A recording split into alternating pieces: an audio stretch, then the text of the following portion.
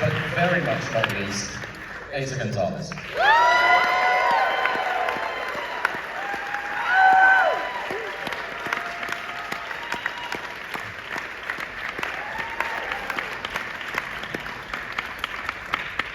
Hi everyone, thank you so much for coming. Thank you.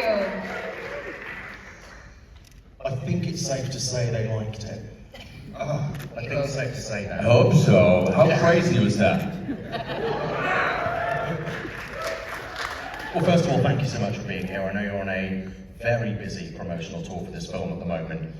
You just screened it at South by Southwest. The reactions, the reviews have been incredibly strong, 100% on Rotten Tomatoes. Yeah, I know, it's well deserved. What was it like to experience Today. Today. Tell y'all motherfuckers to go home now. We'll pay you. Let's start with you, Flylo, on this one. Have people responded to this in the way that you thought they would, in the way that you wanted them to, in the reactions that you've been getting? Oh wow, it's all so surreal, you know. I tried to just kind of not have any expectations for so long, and all my friends know that I was fucking tripping leading up to all this stuff, and I still am. It's all still happening, and I'm just like, it's wild. I didn't expect any of it at all. You know, I was just very happy to have finished it and to have done it at all. So it's all a blessing. It's all new. It's all fresh. It's all just like, you know, a dream of a 13-year-old come to life. Yeah. Exactly right. And I talk about the critics, but there's someone who never watches horror movies who watched this, Eiza, and enjoyed it. Your mum. Oh, she did. She did. She was my mom's like the best. She's such a supporter, and She was there on set with us. She was. She came a lot to set with us, and I think she was able to kind of stomach it because she was there and everyone was so nice to her. She was like, it's worth it, you know? I know every effort that everyone put in, so I will stomach it. And I was like, that's a good mom. That's a good mom. But yeah, I'm just really happy to be able to share finally the work that this visionary brought to life and made us really, really lucky to be part of. And Aaron, I mean... Yes, exactly. He deserves it, really. And Aaron, we were saying in the green room that when you make a movie like this, it's kind of a punt. You just don't know if what you think you're getting into when you go in is what you're going to get when it comes out. But it's definitely paid off. Yeah, I mean, look, it's just such a blessing to be able to tell stories for a living, and to do it alongside my just dear friend Eiza. I've known him for so long, and we just really believed in this brilliant man's vision. You know, it was a big swing, and we were so happy we took the swing with him because we believed in him. And I mean, it's just a wild mindfuck of a journey, and proud to be a part of it. I think it was also kind of, sorry to add to that, it was like done with no expectations in the sense, the way that you just said. It was just like a group of creative people just powwowing on things that we geeked out. Like kids, you know, the way that you kind of hang out with your friends and do the Legos that you like, we're like, oh, we like video games, we like this movie. And so it's amazing when you get to make a movie that way, because I personally I've had amazing experiences, but this was different because we did it independent, so there was no big studio honcho saying this and that, this and that. It was like everyone respected his vision, and then we respected his, and that was just like, I don't know, I just wanted to share that because independent filmmaking is very special. It's a different approach, and it's so untamed and beautiful. Yes. Keep supporting the indies, I mean, just picking up on that, this is your first leading role. You have an incredible body of work, but this is the first time you've led a film like this. Unbelievable. We need a lot more of it. Here, I came from here to check. Had you been waiting for something like this to come along that was not just a great role, but something that was challenging for you, but also for the audience to kind of really make your mark and say, yeah, I can't just do this, I can do this? Well, I didn't think I could do it, and I think that's why I did it. Because, you know, we're all sort of insecure, and it doesn't matter, the more that we experience being in this industry, the more you realize everyone's just terrified children. Sort of, truly, just like with a dream, and no matter how many successes or not successes or many movies you've done, it doesn't really matter. Like every single time you get to set, it's scary. And you know, when you read a script that has so many quiet moments, so much silence, as an actor, it's kind of the dream because you can kind of go into your head and your body, into your experience, and sort of let emotions flow. And I was craving that. I really was like, I was a ticking bomb of feelings and emotions. And I just had done a lot of yappy characters in a way, like Darling was like, you know, like I'd done a lot of that. And I'd coming off of Guy Ritchie, and I was doing The Ministry of Ungentlemanly Warfare when I called him. And it was the opposite, and I was like, wow, I have to be in silence for most of the movie, and I have to make sure that the audience is engaging with me and believes in me and kind of, you know, supports me, even though I am not giving them a lot to be likable or to believe in her or trust her. It's just relying on my intuition and Flying intuition, and that was fucking scary. It was a scary journey, and you don't ever know if it's gonna succeed or strike a chord. You just do your best and hope that the feeling you're feeling in that moment connects with the audience, and that's kind of how I felt while doing this movie. So I was just really grateful that he trusted me. You know, it's this big movie, and I feel a lot of pressure to live up to his dream. You know, he gets the chance, I can't fuck it up. You know? Crushed it. I can't fuck it up. You crushed it. Actually, Philo, picking up on that, a lot of genre movies are style over substance, substance over style, but this is very much both. You know, you deliver on the visuals and you deliver on the content here. When did you know that it was all coming together? There's a point as a creative where you know that your grand vision is working. Sometimes with the directors, it's like when you know it's not working. So what was the point for you? You were like, yeah, this is good or better than I expected. I'm still waiting to feel that way. No, honestly, I approach this situation super humbly. You know, I'm a student. I'm always learning. There was several ways to try everything that we did, and there were some big swings, things that I didn't know would work. You know, we had a whole Earth sequence for the beginning that we cut like a week before we started filming. Like, we cut the whole beginning that we all got familiar with right out of the Earth. Yeah, with my and mom. we were like, it'll still work without it. You know, and it's just like there were certain things, and a lot of things we found out in the edit.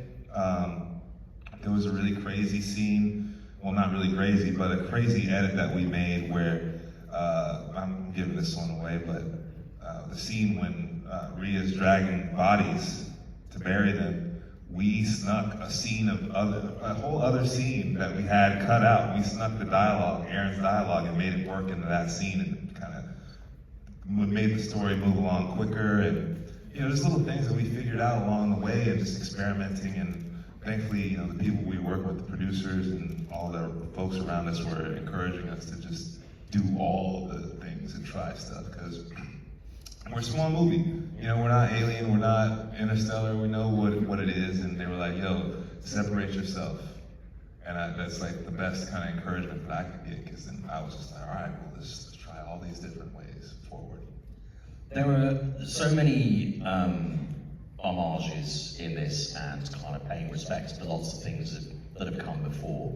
Now, obviously, a director will come to you and go, these are the influences, but for you guys as the actors, what were the references that you found yourself that you wanted to kind of bring to the table? Because you have a part in that process too. So Aaron, maybe you want to take a lead on that one. I mean, I'm such a crazy fan of sci-fi as a whole, horror.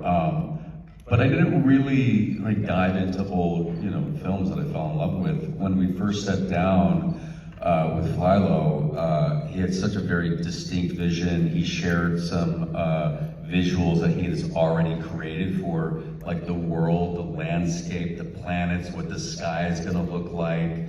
He had already worked on some music, and it was just there. I mean, he just really set the tone, set the world, and just placed it in our laps, and it was beautiful. Yeah, it was things that we kind of all liked, that we sort of geeked over. Like I remember, Steven remembers, the first time we got on FaceTime, I said, this really reminds me of Silent Hill, and Silent Hill's my favorite video game. And I played it, and yeah, I love Silent Hill. Played every single Silent Hill. And I think that growing up, I was obsessed with that video game, and I'd always want to make, like one of my biggest dreams was that before it got adapted was to adapt Silent Hill. And it just, I love video games, first player kind of open world things, and there was the way that he had envisioned sort of, so it was more about like a vibe. The vibe, I never say that word right, mind you, I'm Mexican. I'm like vibe, a vibe. We were looking for a vibe here, and we were geeking over a vibe, and it wasn't like a movie. And I think that people can watch it and be like, I see this, I see that, I see this, I see that. But for us, I mean, it's really hard to make a sci-fi that hasn't been done and a story that hasn't been done, visuals. But I mean, this movie was very, very, very, very, very small budget. The smaller you think, the smaller, the more accurate you are. And so it's not like we had the chance to be like, oh, we're dreaming of aliens. So, so it was sort of like, what's cool? How can we make, and he'd be like, how can we make this first-person narrative feel like a different moment without having to think too much? And it was like, he was brilliant, like the way that he would use the camera, right? So he would go from first person to second person to third person from outside, and immediately gives texture to a movie, and immediately makes it feel like bigger and more robust. And it was just having a vision. And so sometimes you just gotta look at your director. That's about it. Yeah. Yeah, true.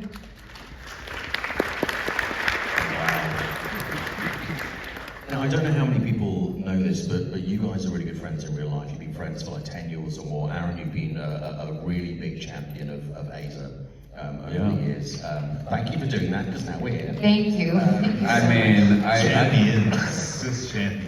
I mean, I'm just so obsessed with her. I met Eiza just right after she moved to LA through mutual friends, and you just cannot help but just adore her. And that was definitely the highlight of this whole experience for me, to be able to, I mean, this was sent to us at the same time, and I hit her up, I go, have you read this yet? And she hadn't, so we read it at the same time. We both fell in love with the story, and we decided we wanted to sit down with Philo, and we fell in love with him. But after Eiza read the script, the next time we spoke, I could tell that she had probably already read it 5 or 6 times, because she was just so in, so prepared, had so many thoughts and ideas, and to be able to witness her lead this film, being #1 on the call sheet, there's a responsibility there, because you're setting the tone on the set, and how she treated everybody involved just as equals. We're in this together, but she just did it with such beauty, preparation, and grace, and I'm just so proud of her, and you crushed it. And I do want to add to that as you're all in LA, so I'm sure you're sort of in shape or form in the industry or fascinated by movies.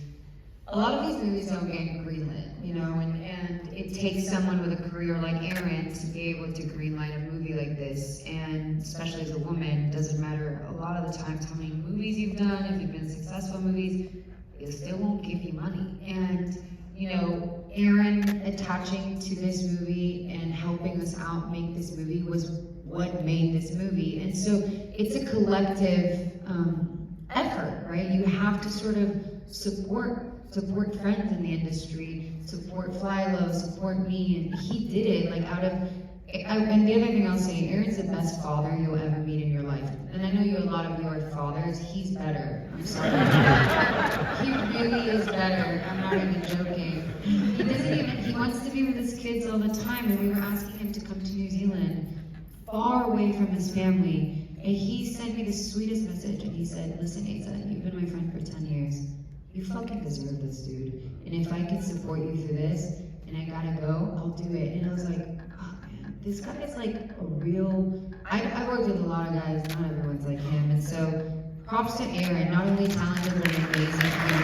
I will follow you anywhere. I love you. Thank you. I always wondered who they made those best dad in the world mugs for, It but is. He now we really know. It's is. Aaron Paul.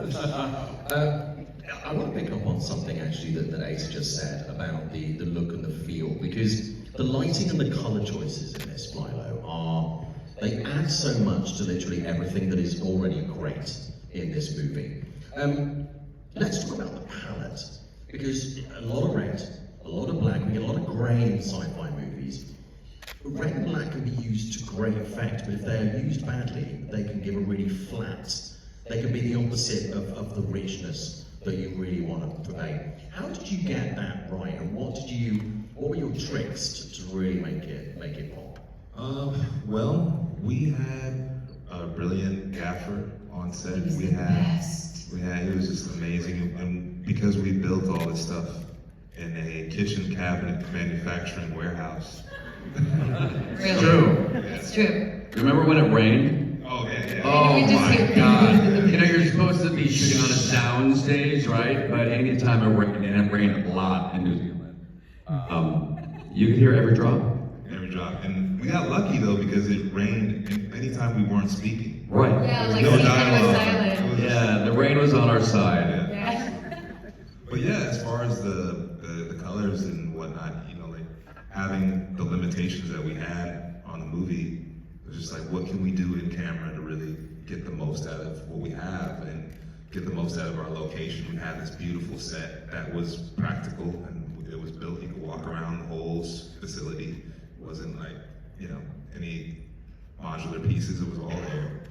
You open the door and you're out on the planet's surface, and you know, we wanted to take advantage of that because we had it. It wasn't like anything we had to artificially create. So exploiting that, the things that we did have and not the things that we did, we kind of like held back on those. So that was really it. I think, you know, just because it's also from her perspective, really, you get to play with perception and you get to play with, you know, her mind state and how she's experiencing things, and that the environment can reflect that.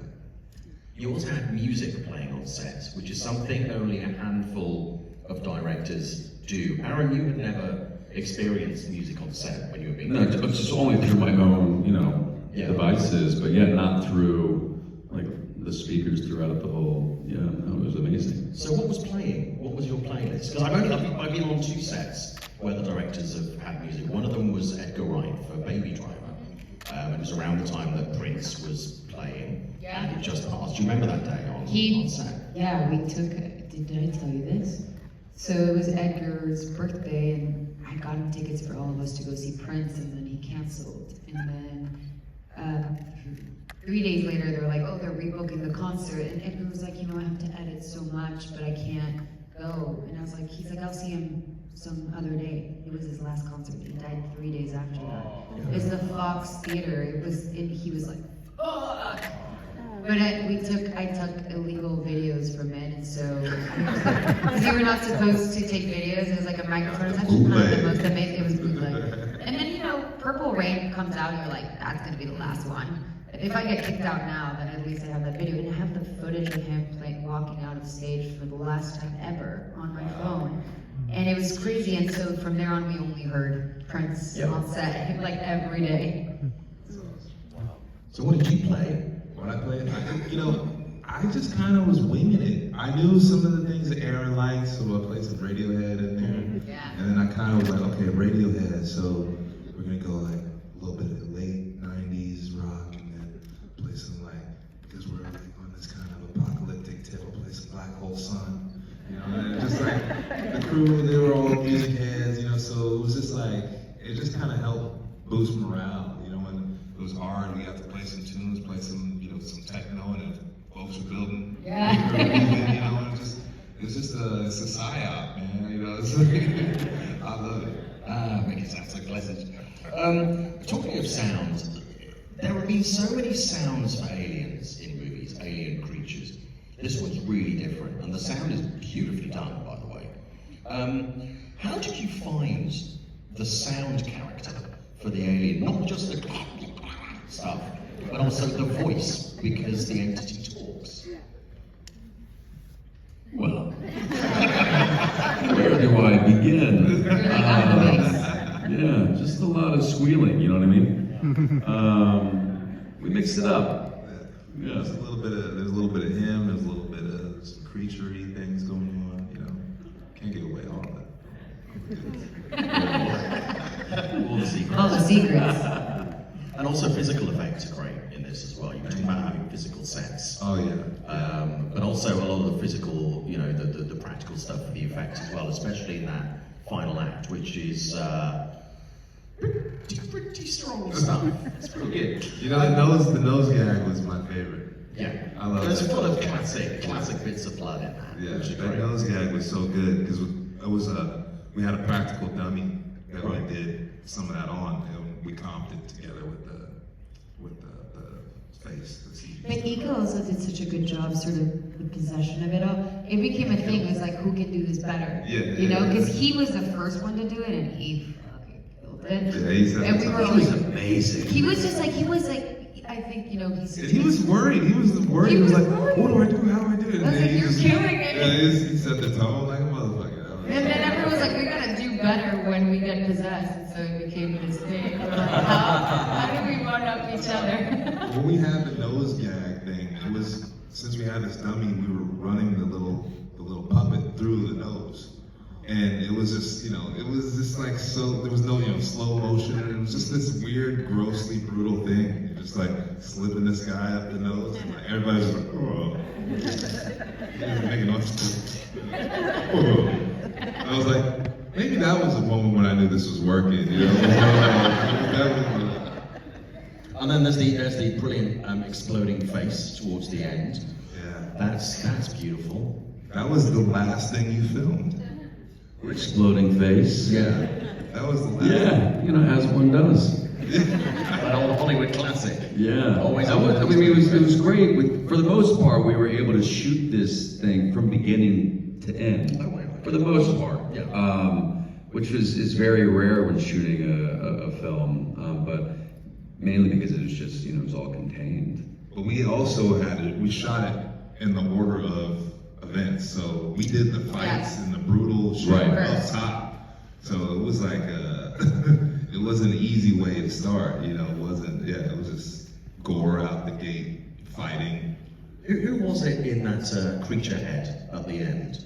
Was that you? No, but I will tell you, I tried to prep for this insane fight thing. Remember that? I'm like, you think I'm gonna do that? You think I'm gonna be able to do this? This person was double jointed in He really was. every possible way. I'm like, there is no way my body can do that without breaking, But I tried, and then they're like, no, that's not gonna be you with the. I'm like, oh. It was actually a dancer. Yeah. He was a dancer because he had to have all these. I don't know if you remember, but he has like a backflip that he turns around. Yeah. I mean, only a dancer, a contortionist can do Yeah. that. But I have some wonderful. I'm waiting for the movie to come out because I have some wonderful BTS photos of him, like sitting there eating a pizza, like with a floppy face. He's like with the massage gun. He's just like the face is just flapping like this while he's doing it. Like I'm waiting for like 2 weeks down the line to be able to share those because it's incredible. It was all practical. Yeah. And talking about the practical effects, the creature design, we've seen so many alien entities over the years. How difficult is it to find a unique design for a creature? We're going to close on this one. That might be the best part of doing this, right? It's coming up with the monster and like, what is it going to look like? And because we kind of hit this point where we're, Aaron's character, Brian, the guy dies getting bludgeoned, in the head.